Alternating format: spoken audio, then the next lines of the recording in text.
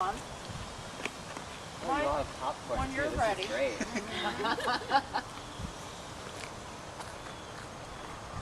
I'm good to go? Okay. Well, I'm going to teach you all a little bit about fire building today. So the three key ingredients to any fire are fuel, heat, and air. So fuel is your wood, your tinder, kindling, and fuel wood.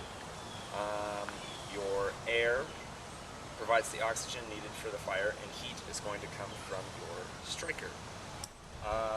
There are a few things we need to consider before we start building a fire and before we start even collecting the fuel for our fire. And the first thing we need to consider is where we are building our fire. So there are a lot of things that go into that. You need to think about, is your spot sheltered from strong winds? If the wind is too strong, it can blow sparks and embers around the woods and cause your fire to get out of control. You want to make sure you're not directly under a tree because the smoke can be damaging to trees. You want to make sure that you're close to somewhere where you can collect fuel for your fire. And then once you kind of have that area figured out, you want to make sure where you're building your fire, you clear away any dry brush. Make sure you're on some stable ground, and then you can start building your fire. Well, first you got to collect your stuff. So I said there were three things for fuel: your tinder, your kindling, and your fuel wood. So those are different materials based on how easily they combust. So you start with your tinder, which is your lighter stuff, bark shavings, pine needles. You can use leaves, but leaves are not very good for starting a fire because they don't allow a lot of airflow. So if you use leaves, you want to make sure you crumble them up into real fine shreds. I'm using some twine as my tinder ball today, which isn't a found material, but a lot of the stuff I read recommended just always packing some kind of tinder with you if you know you're going to be out and you might have to build a fire. So always carry it with you, or while you're hiking, if you see something that would be good tinder, just pick it up, keep it in your backpack or in your pocket. That'll make sure it stays dry. You'll be able to start a fire even if it's raining. So then the next thing would be your kindling, which would be your small sticks. Anything from like a toothpick size to like pencil size is good for kindling. The most common mistake when starting a fire is actually not enough air. So people are pretty good at collecting stuff for the fire. It's pretty easy to make some sparks and get a flame going, but if you do not have enough air for your fire, it's going to go out very quickly. So it's really important when you're collecting your kindling that you make sure that they are long pieces, because that'll allow for more airflow to your fire. And then when you start building your fire, it's a lot more effective to build it with your kindling standing up. That allows for more air to flow in underneath rather than laying flat in a stack. So that's why I went with more of a TP style for the starting of each of these fires. And then you have your fuel wood, which is what you add to the fire once it's started. Whether you stack it onto your TP or you transition to more of a log cabin or a pyramid, you kind of have it along the sides. So I built two demonstration fires to show you some different types that we didn't go over in the woods. This one is called a cross ditch. So I took a shovel and dug little trenches in a cross, and you kind of build your tinder ball in the middle and build a pyramid around it, and you raise it up in the middle here. That way these trenches allow air to flow in underneath the fire, and they can make it a lot easier to get your fire going. This one is more of a pyramid style fire, and this one is designed, you would build this a lot bigger. I didn't have time to collect a lot of wood and stack it up, but this is a type of fire you can build that would burn for a really long time. So this is the kind of setup you'd go for if you were trying to have a fire that would burn through the night.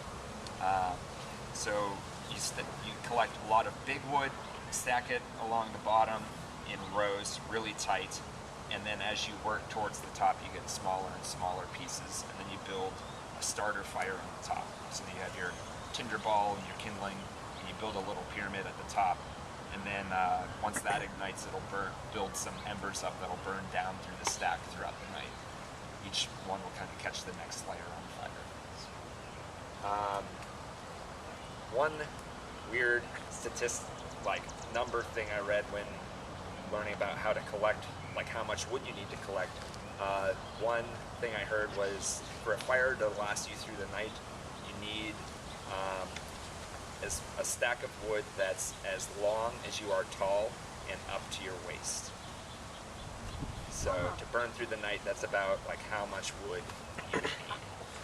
So if you imagine that much in like a pyramid fire, you know, you're talking a pretty big stack that you would need. But obviously you could wake up through the night and add stuff to it. So yeah, I'm gonna try and light this one because I've never tried it out before, and we'll see how effective this style is at getting air to flow underneath a fire.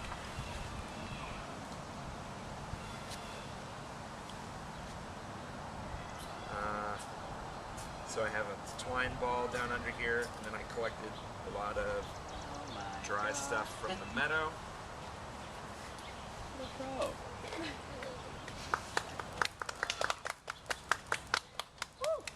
And then I've got some drier sticks. I collected, since it rained last night, I collected mostly dry sticks from the underside of the spruce tree over there. It has the really thick needles up top that kind of shield water off the branches that are still hanging on the tree but are dead. So they stay dry a lot more easily than just like stuff that would be lying out in the woods. I've never seen it work that easy. Trench fires from now on.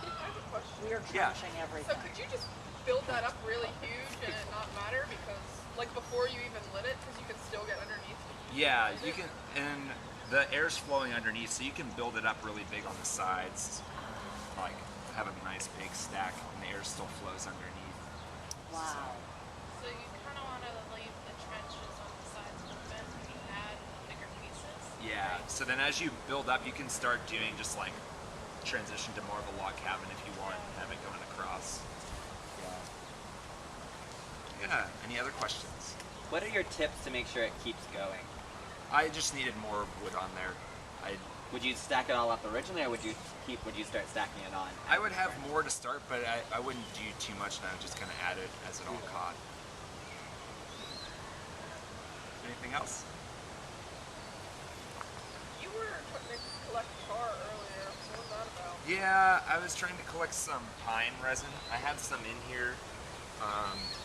I read that it burns even when it's wet, and it's a really good thing to have. So if you see pine trees on your site, you can look for some sap and just kind of collect that and rub it on your sticks before you start your fire. It can help make them burn hotter. So it's not a tinder, And it will feel like so Christmas. you would rub that on your fuel as well? Yeah, it's technically tinder because it's like, yeah, it's just like an extra thing to add to your fire to help make it more combustible.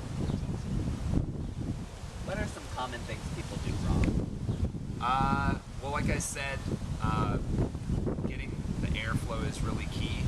So a lot of times people just kind of like they'll use really small pieces of kindling and just kind of like stack them flat, and that doesn't allow airflow.